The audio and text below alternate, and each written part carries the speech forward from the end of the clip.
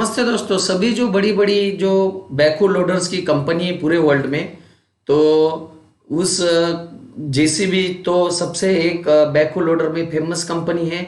तो जेसीबी के साथ में और बहुत सारी कंपनीज है जो बड़ी बड़ी बैकहो लोडर्स बनाती है पूरे इंडिया में। वो पूरे वर्ल्ड में वो फेमस है। इंडिया के में भी कोई कंपनी ऐसी की जो इंडिया की भी बहुत फेमस कंपनी है। तो आज हम ये सब सारी जो कंपनी है इनका ब्रीफ में डिस्क्रिप्शन देखेंगे, कंपनी का एक प्रोफाइल देखेंगे कि कौन सी कंपनी कब स्थापित की गई है और उसमें क्या क्या नए नए एडवांस फीचर्स है। तो स्टार्ट करते हैं इन सभी मशीनों का। बैकहो का राजा जो है जेसीबी से। जेसीबी पहली बार 1953 में जोसेफ सिरिल बामफोर्ड द्वारा स्थापित की गई थी। बैकहो लोडर ये पहली कंपनी है जिसने बैकहो दुनिया को दिखाया है।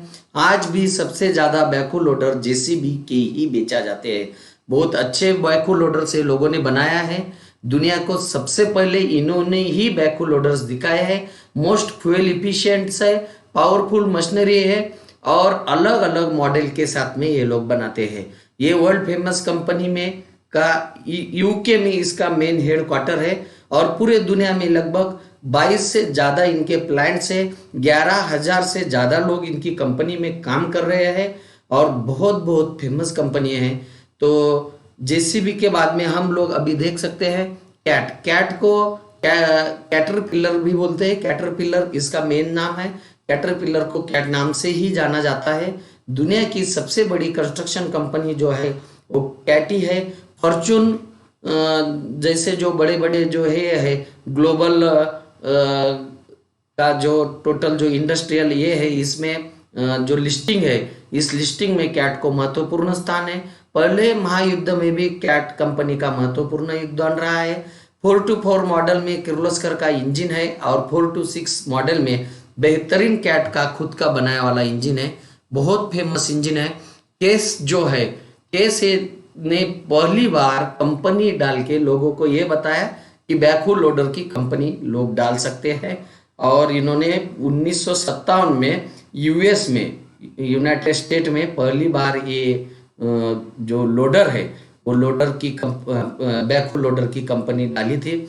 उसके पहले जेसीबी ने बैकहो लोडर बेचे थे, लेकिन वो उसका कोई नाम नहीं था, एक कोई उसका ऐसा ये नहीं था कि कंपनी नहीं था, खाली वो बना बना के बेच रहे थे। तो पहली बार केस ने दुनिया को दिखा दिया कि कंपनी डाल के बैकहो लोडर्स का हम लोग बेच सकते हैं। बेहतरीन S8000 इसका इंजन है, जिससे डीजल की बहुत कम लागत खपत होती है।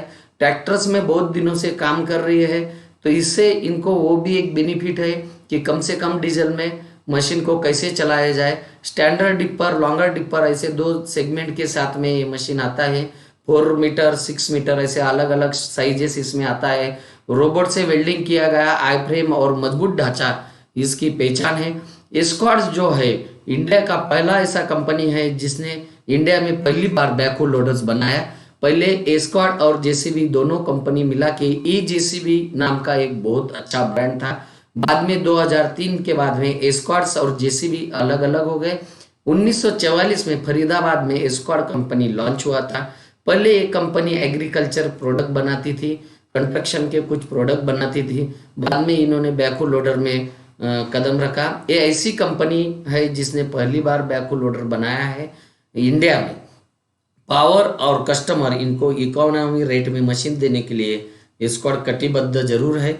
और इसके मशीनों में 2 मोड है, एक पावर मोड है, एक इकोनॉमी मोड है। तो उससे कस्टमर को जरूर जरूर फायदा होता है उस मोड का। महिंद्रा ये भारतीय कंपनी है। नया वाहन सिस्टम से भारत के कोई भी इलाके में काम करने के लिए इसका मशीन सज्ज है, क्योंकि ट्रैक्टर लाइन में होने के वजह से इनको बहुत सारा इनके पास में ऑलरेडी प्रैक्टिकली डाटा इंडिया का है। तो उसी हिसाब से इन्होंने मशीन डिजाइन किया है। नई सदी के बैकहो लोडर्स यानी 21वीं सदी की बैकहो लोडर्स बनाने का इनका इरादा है। ऑपरेटर को कार चलाने जैसा सुखद अनुभव इस बैकहो लोडर के जरिए मिलता है।